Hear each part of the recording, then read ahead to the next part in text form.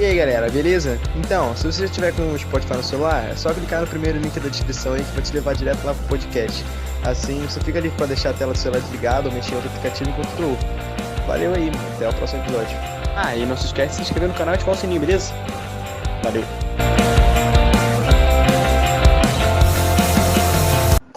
Olá, eu sou o Andrei. Eu sou o Daniel. Nós somos estudantes da Firjan da Tijuca e hoje teremos um bate-papo com uma convidada super especial que está na linha de frente no combate contra o coronavírus. Então, faça o favor de se apresentar. Boa tarde, meu nome é Joselene Rampini, eu sou gerente operacional da Firjan, do SESI Senai. Atuo nas unidades da Tijuca, da Firjan SESI Senai Tijuca, Firjan SESI Senai Maracanã, Firjan SESI Cinelândia e a Firjan SESI Senai Laranjeiras, né, mais o teatro do SESI. Então, um prazer estar aqui com vocês, falando um pouquinho aí desse cenário pandemia e pós-pandemia. É isso. Então, antes de começar, eu gostaria de lembrar que esse é o segundo bate-papo que nós estamos fazendo e já houveram outras 2 entrevistas. E esse conteúdo pode ser encontrado no nosso canal no YouTube ou no Spotify. Então, vou começar com uma pergunta que eu fiquei bastante curioso. Porque, enfim, nós sabemos que você está ajudando no combate contra o coronavírus. Quer dizer, todos nós estamos, de certa forma. Todas as pessoas que estão respeitando o isolamento, que estão usando máscara, já estão, assim, ajudando, de certa forma. Mas o que você faz? Você é médico, alguma coisa do tipo? Algum projeto da Firjan? Como é que funciona isso? Então, a Firjan tem sido protagonista aí nas ações para combate aí à pandemia, né, ao Covid-19. Então, a gente tem aí vários projetos, né, atuando aí em todo o estado do Rio de Janeiro, com algumas parcerias, né, de universidades, de instituições de inovação, institutos de inovação, inclusive também empresas, né, empresários também contribuindo, já que a federação ela é uma representação desses empresários. A gente tem alguns projetos, né? Tem um projeto que a gente iniciou aí mais ou menos há uns 20 dias atrás, que é o projeto de testagem do Covid, né? Pelo nosso Instituto de Inovação de Saúde Ocupacional, que fica localizado inclusive ali na Tijuca, na Moraes e Silva. Então, a gente está fazendo esse atendimento para as pequenas, médias e grandes empresas no estado do Rio de Janeiro, fazendo a testagem de todos os funcionários dessas empresas, dessas indústrias, né? Qual é o principal objetivo, né? Quanto mais testes nós tivermos no estado, a gente consegue mapear os positivados, né, e os negativados e atuar de uma forma que a gente tenha aí algum indicador já para poder contribuir para uma possível retomada da produção, né, das indústrias e das empresas, né? Sem esse mapeamento dos positivados ou negativados, a gente fica navegando aí sem bússola e sem poder entender esse cenário para poder retomar a operação daquela empresa ou daquela indústria. Então, uma vez que a gente consegue identificar que dentro de uma indústria, né, quais estão realmente positivos, e aí começa a trabalhar naquela fase de recuperação, né, do paciente, e os que estão negativos e que esses já podem voltar numa operação, que eles não terão risco nem de, né, contaminar outras pessoas, obviamente aí seguindo todas os protocolos de prevenção, como máscaras, higienização e demais ações aí do protocolo, a gente consegue acelerar esse processo aí de retomada da cadeia produtiva, né? Então, esse é um projeto que é um projeto super importante, né? Para a gente poder contribuir aí, conseguir identificar e mapear e ter um indicador para ajudar na retomada e para ajudar também nas decisões das empresas e das indústrias, né? Uma vez que você sabe que aquele funcionário ele está positivado, ele fica de fato em casa, né? Isolado em protocolos de isolamento, porque já tá identificado. Então isso contribui aí para as decisões das empresas, né? Então a gente tem aí uma operação que acontece de segunda a sexta. O resultado do exame ele sai em 48 horas, é o nosso instituto que faz a análise do material, né? Então a gente tem lá a coleta que acontece nas nossas unidades do SESI, né? Hoje no centro, em Jacarepaguá, em Santa Cruz e em Vicente de Carvalho. Fazemos esses testes também em loco, dentro das indústrias, caso a indústria demande, né, e tenha um volume para ser feito em loco. Essa semana que está entrando, por exemplo, a gente já começa a fazer a testagem na região de Friburgo, já pegando aí o interior. E a ideia é que a gente consiga atingir aí um público de 500 mil de trabalhadores no estado do Rio, para a gente ter um indicador em relação a esse público com esse resultado do Covid. Temos outros projetos, como a própria produção de máscaras daquela face shield, né? Que é aquela que parece uma máscara de acrílico. Também foi uma parceria da nossa casa Firjan com a universidade e com algumas empresas na produção. Então a gente teve uma produção aí em alta escala e fizemos as doações, né, para todo o estado, né, para empresas e instituições. Então a gente também está trabalhando aí na produção de máscaras, no modelo Face Shield. Também temos, além da produção das máscaras, a gente também está junto com alguns institutos fazendo reparo de respiradores, né? Inclusive aquele hospital de campanha, ele recebeu na semana passada alguns respiradores já com reparo. Então a gente também está trabalhando no reparo de alguns respiradores para ajudar aí os hospitais, né? A Firjan, junto com alguns empresários, com algumas empresas e algumas universidades e institutos. Então esse é um outro projeto. Recentemente a gente também fez uma parceria com a Michelin, que é uma empresa de pneus, né, onde ela possui costureiros na produção de pneus, e fez uma parceria com a gente de colocar uma unidade móvel, uma escola móvel de costura, toda equipada com máquinas de costura dentro do pátio lá de produção deles, para poder produzir máscaras não somente para os funcionários, mas também para doação para o entorno da empresa, né, que fica localizado em Santa Cruz. Esse foi um projeto de um impacto social altíssimo, porque essas aulas estão sendo dadas à distância por conta da restrição do decreto, né, federal e estadual, né, das aulas suspensas.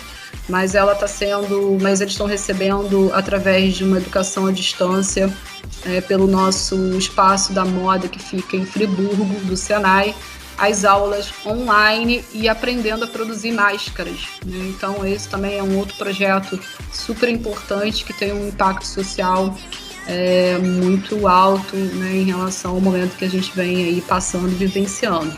Então esses são os principais projetos. A gente também tem outros e aí que pegam mais na assessoria aos empresários em medidas provisórias, né, de recuperação da economia, de pareceres, enfim, que aí segue mais uma linha jurídica, que a gente também dá apoio aí aos empresários no que tange as questões de legislação.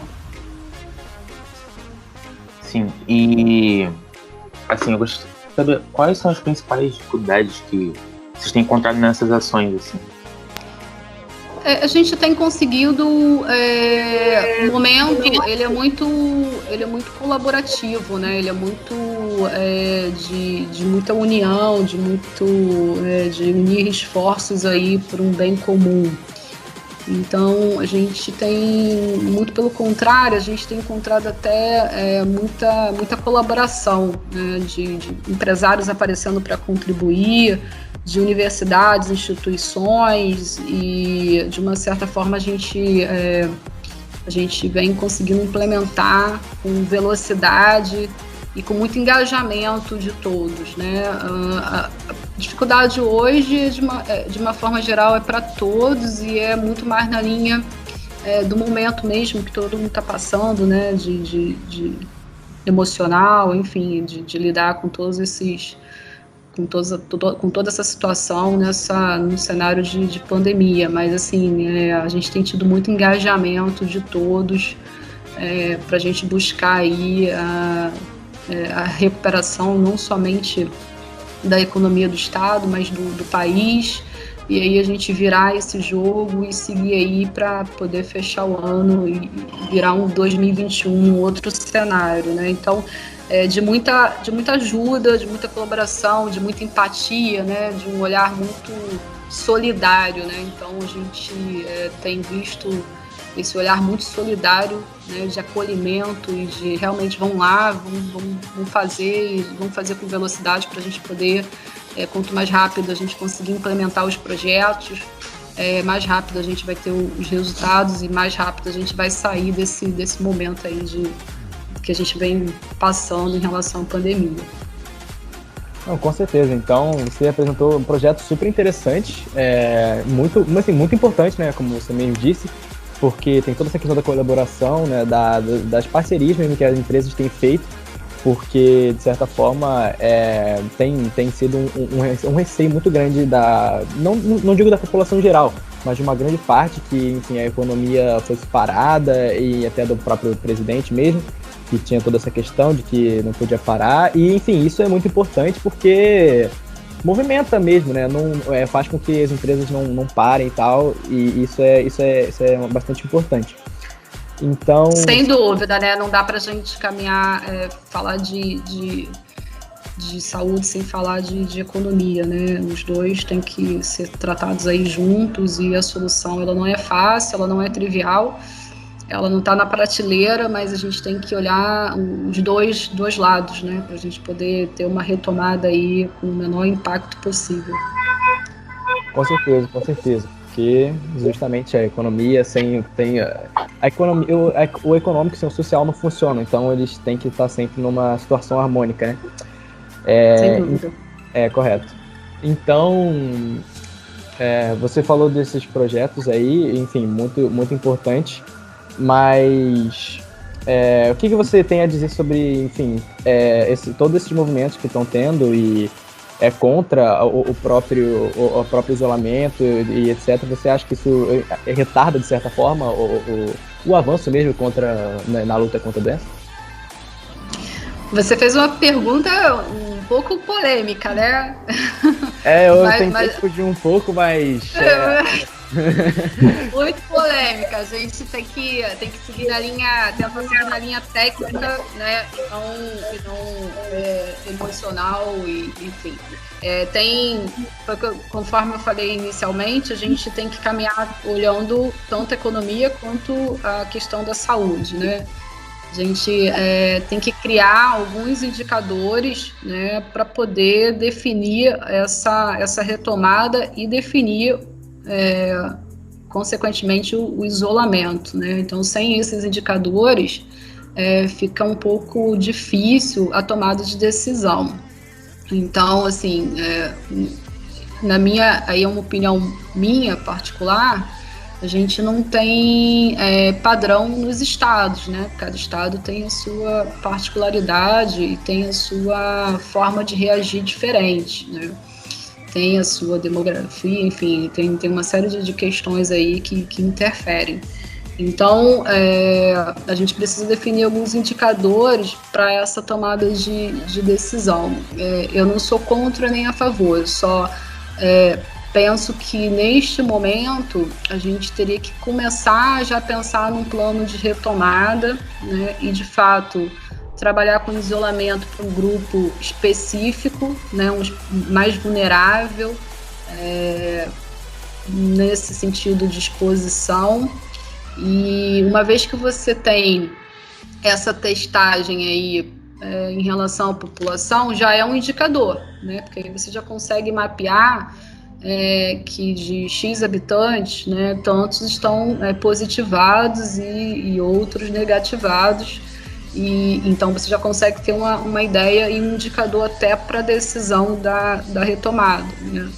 Um outro indicador é a estrutura dos hospitais, né? Quantos leitos, né? O que a gente tem de estrutura para poder atender.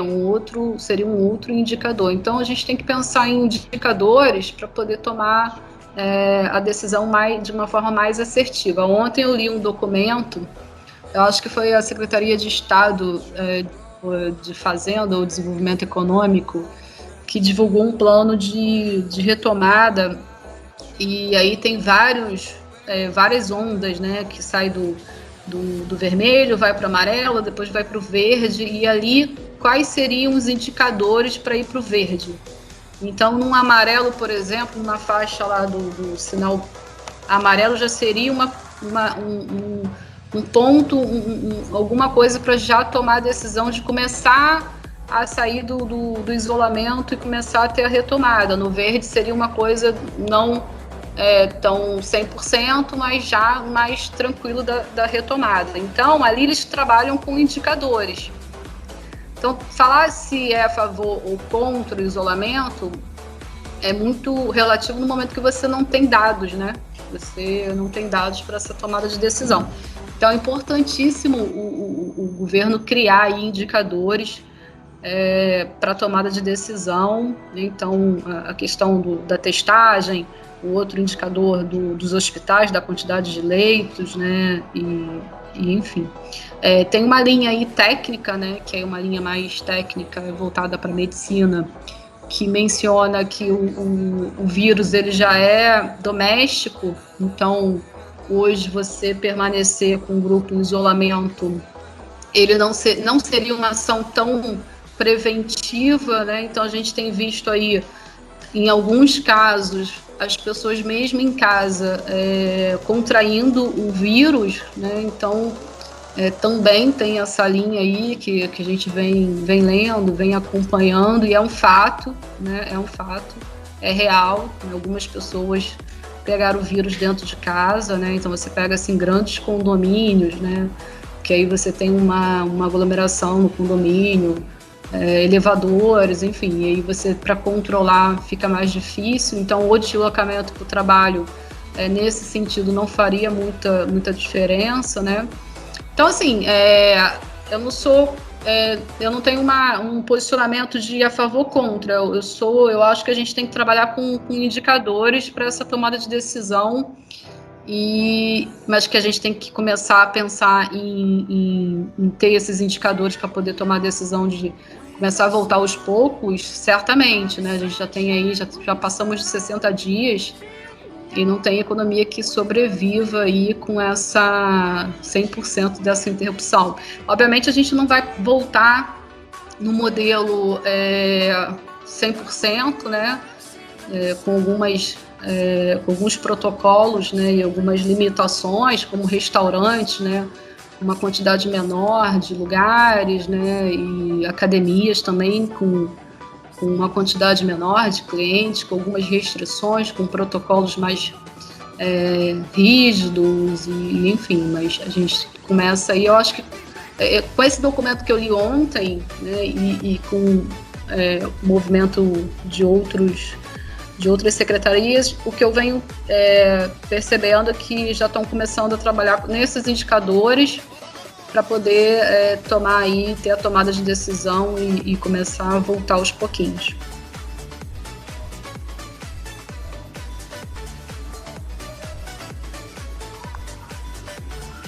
Sim, e também porque a gente já, antes mesmo disso, né, a gente já vinha, nosso país, passando por um problema econômico bem grande, né? Então, a gente estava começando a recuperar, né? A gente tem aqui os indicadores da Firjan, a gente estava começando a dar uma respirada, né? A gente estava começando a virar um pouquinho essa economia, né? As reformas foram aprovadas, né, da Previdência, enfim, a gente começou a ter aí um pouquinho mais de um olhar mais positivo aí para a gente poder arrancar de novo com a economia do país. Mas assim, mesmo com todo esse cenário, com toda essa dificuldade, eu estou super esperançosa aí da gente ter uma virada, uma retomada rápida. Assim, eu penso que a gente não vai demorar muito para ter essa retomada da economia. Não, eu acho que até o final do ano a gente vai conseguir virar esse jogo rapidamente. Sim, porque também com a colaboração de todos a gente vai poder voltar mais rápido possível e num ritmo melhor ainda. Sem dúvida. Para vocês terem uma ideia, vou falar para vocês do documento que é o Pacto Social pela Saúde e Economia. É um documento que foi desenvolvido pela Secretaria Estadual de Desenvolvimento Econômico, né?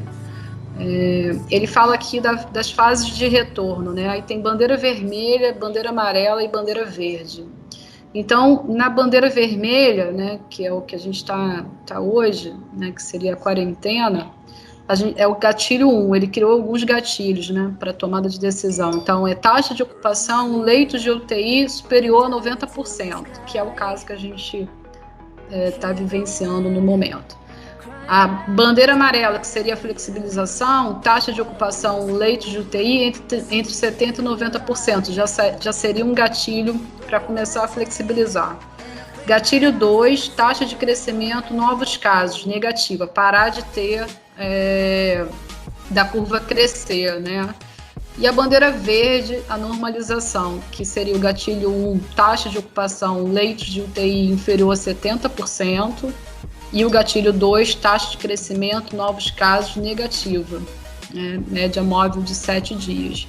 Então, ele criou aqui alguns gatilhos para poder nós sairmos da bandeira vermelha para a bandeira amarela e depois para a bandeira verde. Então, a gente está falando de indicadores, né? Então, com base nesses indicadores, a gente consegue aí ter uma tomada de decisão mais assertiva. Esse documento é um documento que está público, é um documento da Secretaria Estadual. Eu tomei conhecimento ontem porque eu recebia, mas é super interessante esse documento. Sim, e assim, você estava falando também, né, que a gente não vai poder voltar exatamente como era antes disso tudo, né? A gente vai, aos poucos, normalizando a situação. Tem já tido alguma ação para o futuro, quando a gente puder voltando, né? De alguma mudança, ou se vai continuar da mesma forma nos colégios? Então, a gente vem acompanhando, né, enfim, todos os estudos aí que os institutos vêm fazendo, né, como uma FGV da vida, e a gente vem novos produtos, novos serviços que vieram para ficar, né? Então, a gente fala muito sobre educação à distância, né, educação online, por mais que a gente volte a ter uma vida normal, né, que é um mundo novo, né, que a gente está chamando, é um mundo diferente, certamente não será 100% online, né? Ele vai ter, não vai ser 100% presencial, ele vai ter aí vai ser um modelo híbrido, né? Em alguns casos mais, em outros casos menos, né? Informações que a gente consiga ser 100% online, certamente será mais online do que presencial. Porque hoje a informação ela tem que ser rápida, né? A gente tem que ter essa velocidade, a gente tem que atingir o maior público possível no menor custo, né? Então, estruturas grandes, eu tenho visto muito assim grandes lojas como a Renner, né? A C&A, né? Que são grandes departamentos com uma infraestrutura, 1 metro quadrado gigantesco. Certamente eles não vão voltar nesse tamanho, né, nessa quantidade de lojas, né, porque a venda online, ela cresceu absurdamente num custo menor.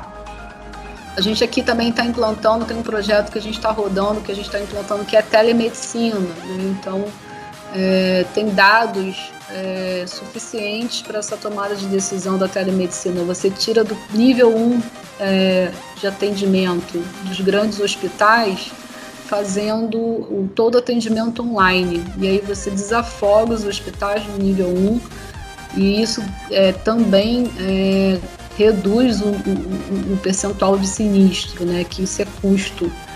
no caso dos planos de saúde, e também para o Sistema Único de Saúde, né, para o SUS. E aqui na Firjan, para as empresas que a gente tem medicina ocupacional, que é uma medicina preventiva, a gente vem implantando aí a saúde online, a telemedicina, né, fazendo esse atendimento, principalmente nesse período do Covid, de orientações e de apoio, né, apoio psicológico também, né, psicologia online, nutrição online, treino online, né. A gente também entende que mesmo as academias voltando, o treino online veio para ficar. Então você hoje, várias pessoas que eu conheço que frequentavam academia, hoje estão fazendo treino online com professores, né, que já faziam no presencial.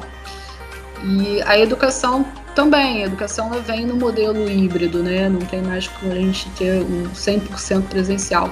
Principalmente no início da retomada, que a gente não vai poder também ter um volume de alunos ao mesmo tempo, né, na escola, né? Então a gente vai ter que ter um plano, um protocolo, enfim, um plano de retomada para as escolas também. Mas eu penso que alguns serviços vieram para ficar, né? E aí a gente tem que ter aí essa virada de chave, de modelo mental, de mindset, para a gente poder também se reposicionar no mercado para poder atender, né? Tem um dado da semana passada, o iFood cresceu não sei quantos %, porque hoje todo mundo está pedindo pelo iFood, né? Em paralelo, em contrapartida, né, outros serviços caíram absurdamente, né? Então, por exemplo, os shoppings, né? Quando tiver a retomada, certamente a gente vai ver o que aconteceu lá no Japão, né? Todo mundo fazendo fila para ir numa Zara da vida, para ir numa loja, mas isso eu entendo que seja algo muito mais de emocional, de voltar, mas isso vai equacionar ao longo dos meses. E a gente não vai ter mais o volume, né, de vendas que a gente tinha anteriormente nessas lojas grandes, né? Elas vão encolher naturalmente, porque esse modelo de online ele veio para ficar, né? Semana retrasada eu assisti uma palestra, uma live do Ailmer, não sei se vocês conhecem, depois vocês colocam para consultar. Ele é inclusive médico, psiquiatra, e ele disse que a gente saiu do modo analógico para o modo digital de um dia para o outro, né? Porque a gente sempre achou que era digital, mas na verdade a gente era digital funcionando no modelo analógico. Então que a gente ligou o Waze e o Waze está frenético, né? Então a gente está no modelo Waze total. Bom, então é isso, galera. Josiane, eu queria agradecer muito pela sua presença aqui no bate-papo e saber se você tem mais alguma consideração final a fazer. Eu que agradeço a oportunidade de estar falando um pouquinho para vocês sobre o cenário, desejar sucesso, né? Vocês são os principais potenciais aí do nosso país, né, para poder manter esse desenvolvimento e esse crescimento do país. Ok, então é isso, gente. Obrigado por terem acompanhado e esse foi mais um podcast do nosso canal do YouTube e do Spotify. Até a próxima.